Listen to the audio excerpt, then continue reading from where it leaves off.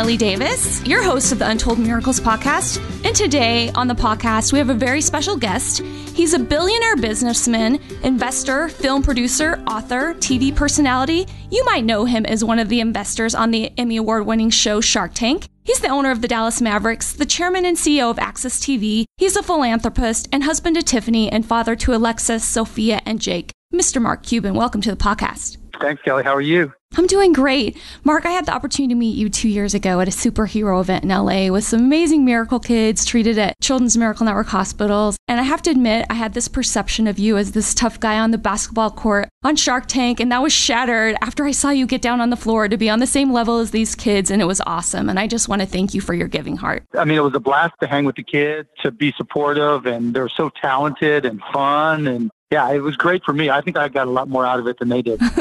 Well, Mark, on this podcast, we talk about miracles. And at a very young age, you had a knack for business. You were selling garbage bags door to door. Where did your motivation and passion come from at just 12 years old? And were there any miracles involved in having this business mindset? I'm not sure where it came from. I think my parents just always instilled in me that if I wanted something, I was going to have to earn it, that nothing was going to come for free. Nothing was going to be easy. And it wasn't like my parents had a lot of money. And so they weren't showering me with gifts.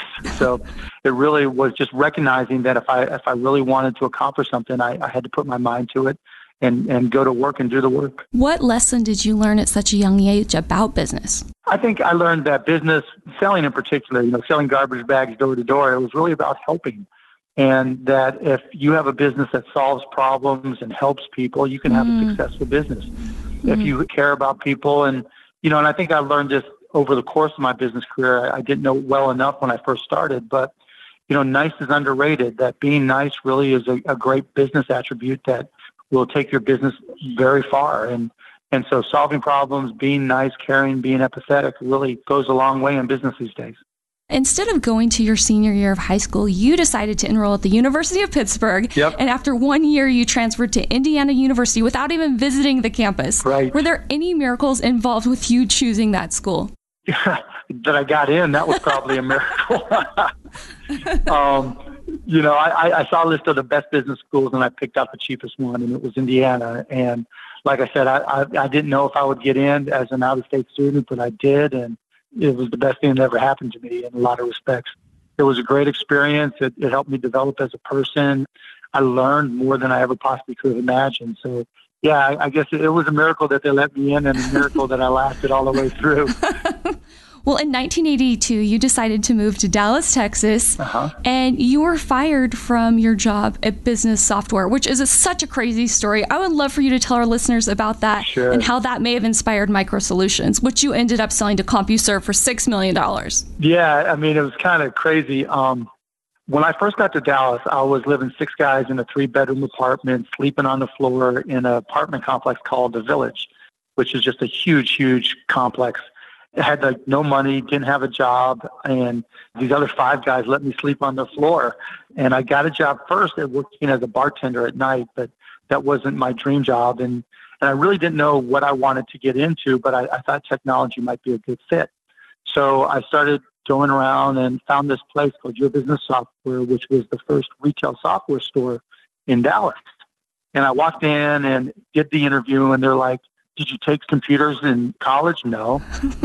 "Have you used computers?" "Yeah, kind of, started using them and done a couple of things." And they're like, "Well, what happens if there's a problem you don't know and don't have an answer to?" And I'm like, "Well, I'll open the manual, because every software comes with a manual, and I'll read the manual and figure it out." Because Google did not exist back then. Yeah, right.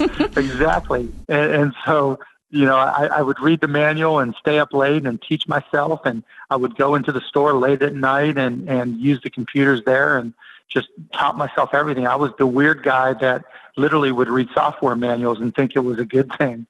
I did that for about 9 months, and about 9 months in, I had a customer and realized I'm still sleeping on the floor, and it's just a ratty existence. And so I had my first big deal, and I was going to make a $1,500 commission, which was everything to me. But the deal was, part of my job was coming in, and I had to open the store. It was a retail store. And I had to sweep the floor and wipe down the windows and open up the store. And I had this big deal, and the customer wanted me to close it in the morning. I was literally going to pick up a $15,000 check. And so I called my boss and told him I had a woman named Barbara who worked with me ready to take over the opening of the store and make sure everything was okay. And he said, no, I need you there. And I'm like, okay, but I need to do this. I promised the customers that. I'm sorry. We have to figure it out. And so I made the executive decision to go pick up the check from the customer. And I went there, handed him the check, and he fired me. Wow. Yeah, it was crazy. And so I used that as incentive, and I'm like, you know what? I'm just not a good employee. I always wanted to start my own company. And so I just went off on my own, still sleeping on the floor, living in a dump, and started a company called Micro Solutions. And just got one customer, its name was Architectural Lighting, and I called the guy, and I said, look, you wanted to buy the software from me. If you'll front me the money, I promise you I'll make it work. And if it doesn't work, I'll babysit your kids, mow your lawn, whatever it takes to pay you back. I'll make sure. And he fronted me the money, and that started my company. And 8 years later, like you said, I sold the company for $6 million. How much money did you need to start that company? Nothing. I mean, literally, I started by asking the CEO, the entrepreneurs behind Architectural Lighting, if they would front me the $500 for the software, and I used that to start the company. Wow. So for those people listening that want to start their own company, what advice do you have for them? I think preparation, in my case, my preparation came when I was working at Your Business Software, and I was spending all those nights reading the manuals or spending late nights working on computers to teach myself. And that's the first thing, being prepared and knowing your business. And second is knowing the industry. I also knew that it was a new industry, and there were a lot of people that didn't understand computers. And I also understood local area networks, and that gave me a skill set that was relatively unique and created an opportunity. So if you're starting a business, it's not about raising money. It's about knowing what you're going to do, knowing who your customers are going to be, knowing what the competition is, and knowing how you're going to sell and make those customers happy. If you can do those things, you can be successful. In 1995, you started a company, Audionet, with your friend Todd Wagner, and 4 years later, you sold it to Yahoo for $5.7 billion. Tell us about that company. Were there any miracles involved in its creation? Sure. So, the first company, Micro Solutions, what really made us special was that we did local area and wide area networks. So we knew how to connect computers together. The internet wasn't big yet. So come around 1994, the internet was just starting to happen. And being a geek, I was into it and learning about it and getting excited about it. And then in 95, I was just having lunch with Todd, my friend from Indiana. He started talking about, was there any way we can use the internet to listen to Indiana basketball here in Dallas? Because it was a hassle. There was no way to do it. And I'm like, you know what? Let me figure out. I mean, I know enough technology. Let me see if if we can put audio on the internet so that people could listen. And I started doing my homework and doing the research, and went out and bought a computer for $3,000 and a faster internet line in my house, my second bedroom in my house. And we started figuring it out, and it was great. We hooked up with a local radio station called KLIF, and what we did, it was crazy now thinking back to it. But the first streaming in the country, if not the world, we took an old 8-hour VCR that we bought for $29, and we took it to this radio station, connected it to their board where the audio would come from, recorded it for 8 hours, would pick up the tape, go back to my house in my second bedroom, put it in another VCR, 8-hour VCR, and record it into this old Packard Bell Pentium computer. Then we would convert it so that it could stream. We didn't call it streaming back then. We called it netcasting. So we can netcast it onto the internet. Now, that sounds easy and perfectly reasonable now, but back then, people didn't have broadband. All they had was dial-up modem. Right. And in order to get on the internet, you had to have this special software called TCP/IP software, and have a special login to your ISP. It was hard, and it was a pain in the rear in order to do it. But we set it up on Audionet, and we created these links, and then we started going on all of these user groups and saying, hey, if you want to listen to Dallas sports or Dallas radio, go to Audionet. And the next thing you know, we were getting 100 users a day, then 1,000 users. Then we started adding more content. Then we finally got sports and games, and then it was 10,000 users, and then it was 100,000 users, and then it was 1 million users. And it just kept on getting bigger and bigger and bigger. And in 1997, we renamed it to broadcast.com and added video. And then we went public in July of 1998. It was the biggest IPO in the history of the stock market. And then I guess it was July 1st of 2000, Yahoo bought us for $5.7 billion in stock.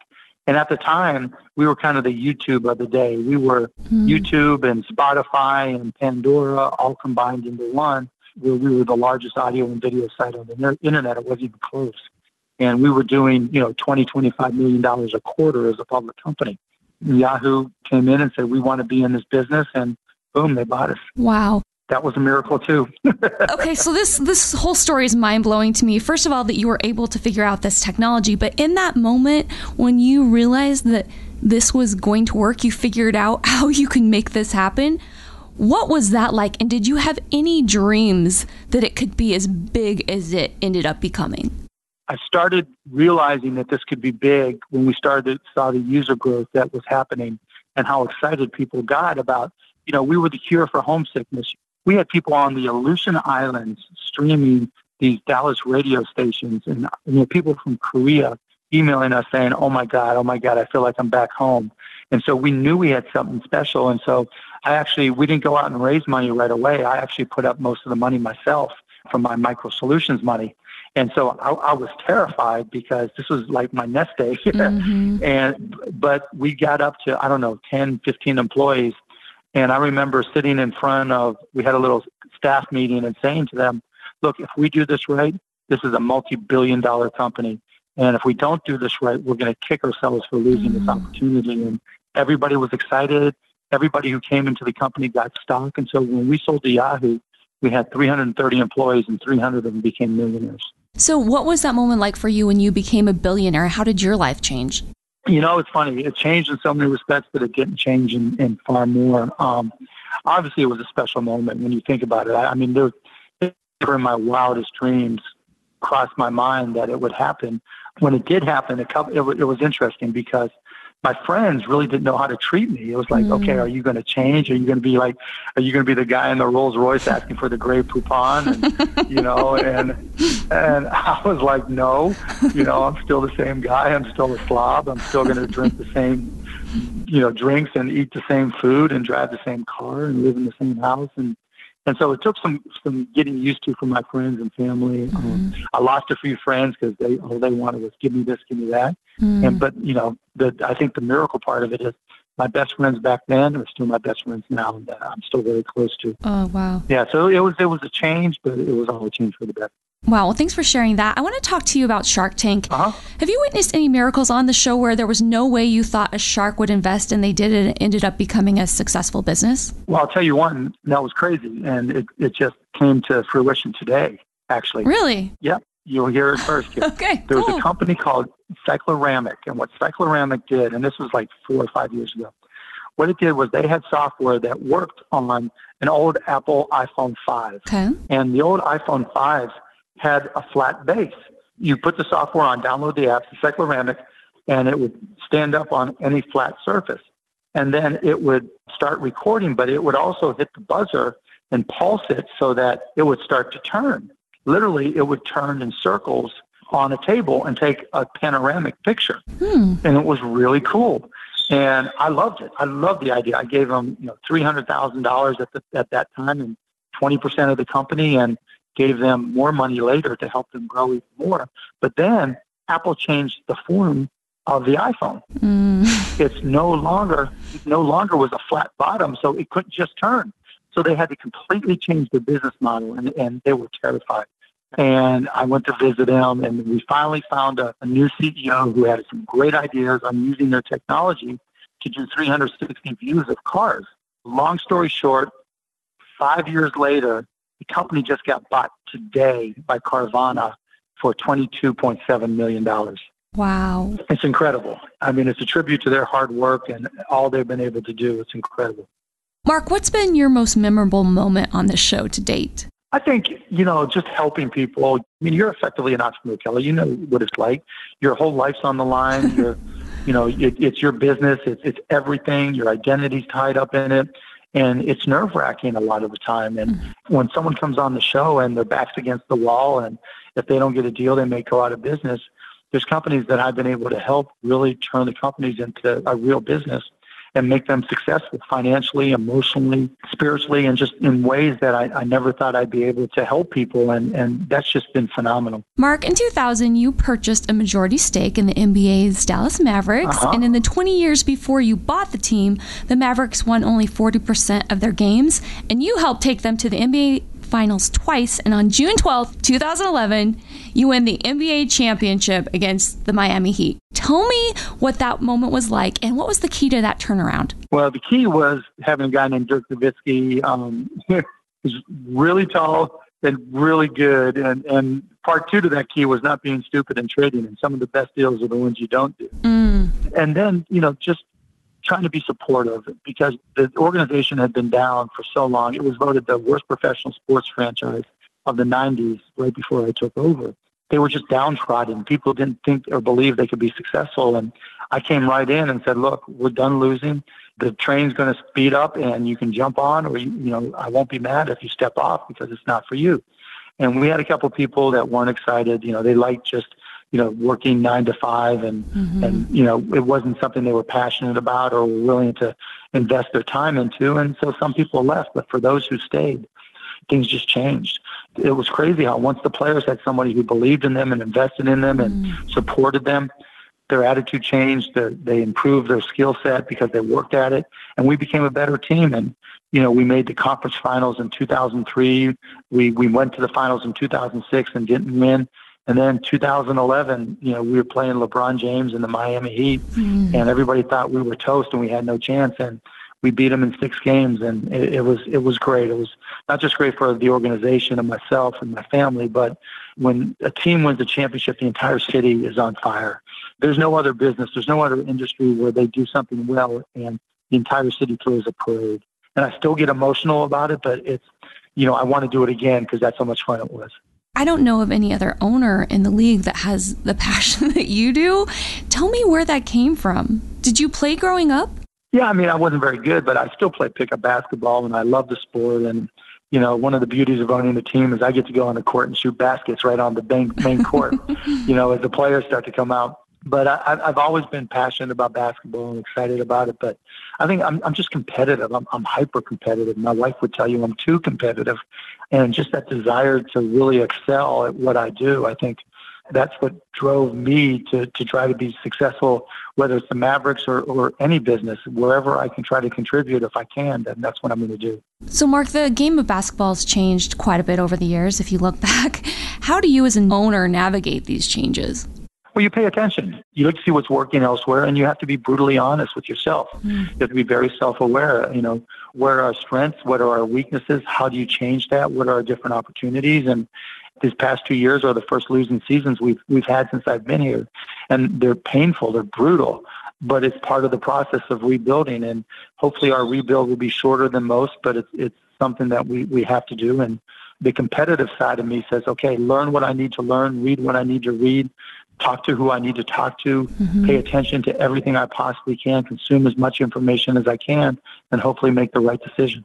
Giving back is important to you. In 2003, you founded the Fallen Patriot Fund to help families of the U.S. military personnel killed during the Iraq War. Can you tell me your why behind starting that fund? Yeah, we had just gone to war with Iraq, and before every game, when we're standing there for the Star-Spangled Banner, I always say a little prayer to myself, thanking everybody who has fought in the military for keeping this country safe, because without them, we don't get to enjoy our game. We don't get to get 20,000 people coming into an arena chanting and cheering for our team. And, I never want to take that for granted, never want to take the safety of this country for granted. And so it was one small thing that I could do.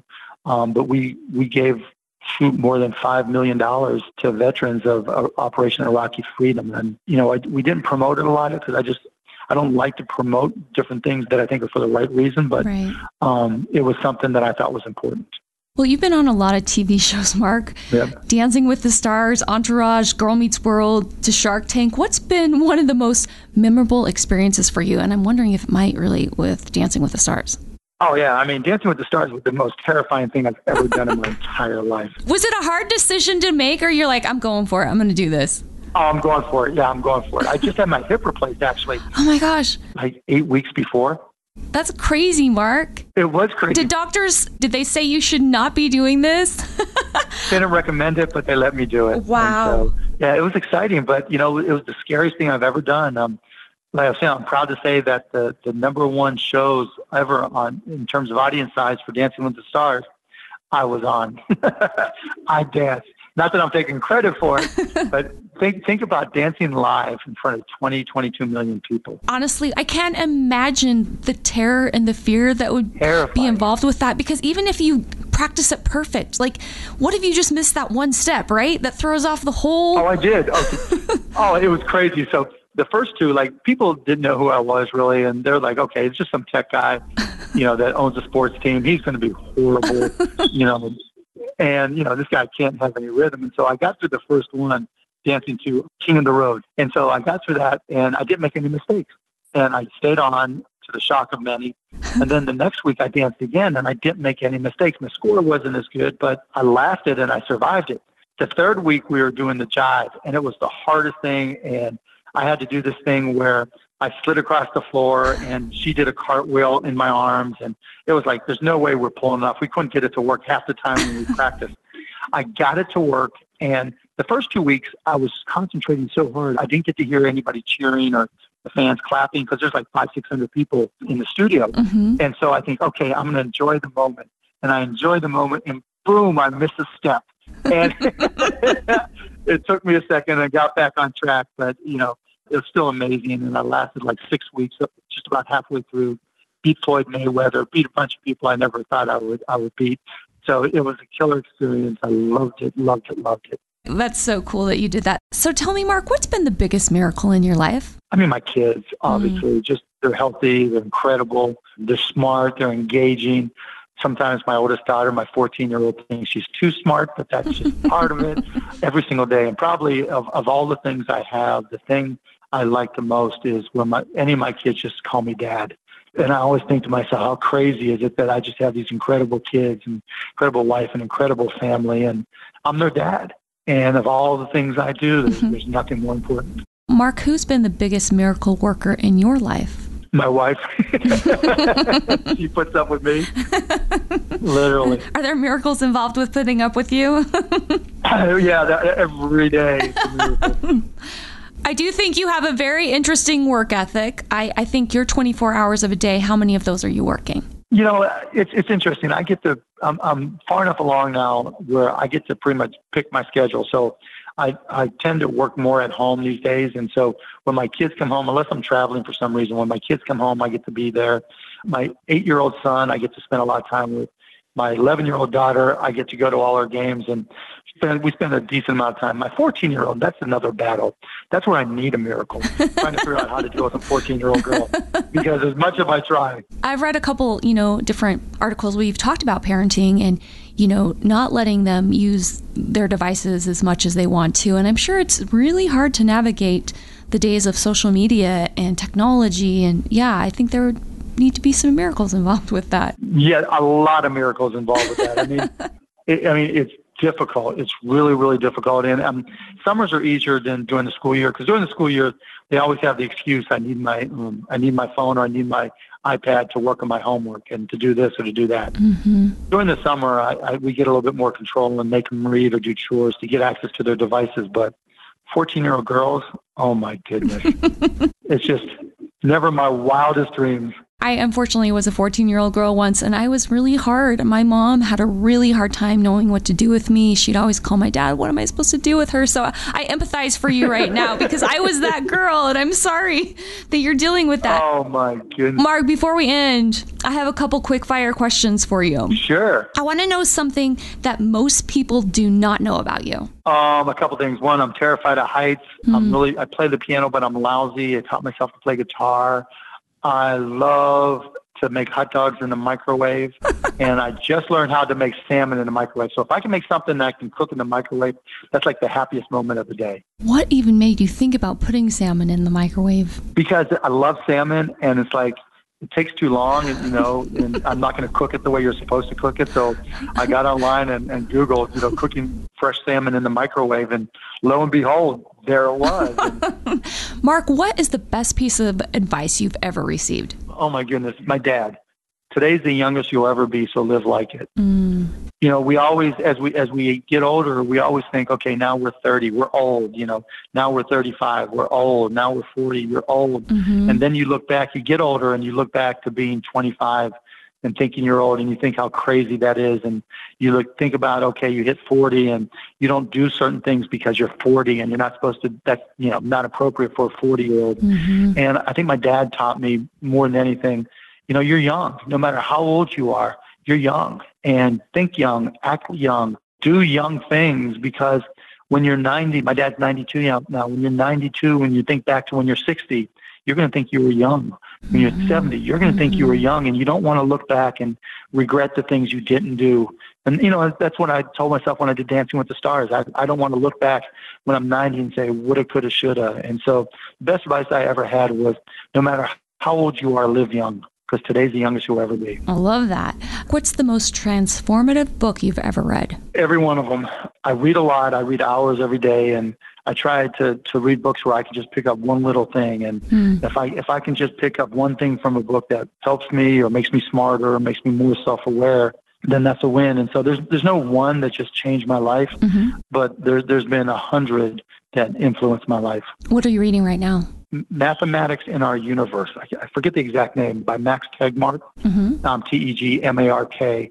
And it's really just about trying to understand questions that are difficult to understand and how math creates a base for them. You know, how big is the universe? And I've just started it, so I'm only like 30 pages in, but it's been great. What's the best decision you've ever made in your life? Marrying my wife. I knew you were going to say that. Yeah, that's an easy one, but it's true. What is your favorite hour of the day? Any time with my kids, I guess, is the best. You know, even if I'm just watching TV with my kids, or, you know, goofing around with them, or just anything where I get their attention, because they have so much homework today and they have so many activities. Just getting their attention is so tough. And so anytime I get my kids' attention, that's the best part of the day. 3 words that describe you the best. Oh, boy, I've never been asked that. That's a tough one. We have many personas, and I really want this to be like the real Mark Cuban, who you are, and those 3 words that would describe who you really are. Dad, entrepreneur, smile. I like that. Mark, what's been the most proud moment of your life? Other than family stuff? Yeah. I mean, you would think it's making all the money, but seriously, I think just appreciating moments. If it's sunny outside, to look up and just, you know, soak up the sun and just feel the sun on your skin, and all those moments that I just try to appreciate. Yeah, I mean, I don't want to be flippant. I mean, obviously, selling your company for $5.7 billion is not a bad moment. Winning a championship is not a bad moment. They're important and they're life-changing, but it also makes you appreciate that you don't just stop there. There's other things to appreciate. Well, I love it because your perspective is so great. You've done all those things, but you recognize that life is about being present in the moment and appreciating it for what it is. Every minute of it. Mark, you have said that you like to create challenges for yourself. At least I read that. What is your biggest challenge right now that you're most excited about? Other than my 14-year-old? Yes. I'm trying to get back in shape. To get to the point where I can play basketball and not feel like I'm going to be in pain for the next 3 days. And I'm getting closer. I've lost about 20 pounds, but I've got about 10 more to go. And I think if I could just get there, then I can get into maintenance mode. So as we get older, obviously it gets tougher and tougher and tougher. So right now, just, getting my health to where I really want it to be. Mark, this is a very important question. Children's Miracle Network Hospitals is based in Salt Lake City, and the Utah Jazz are playing Oklahoma City Thunder.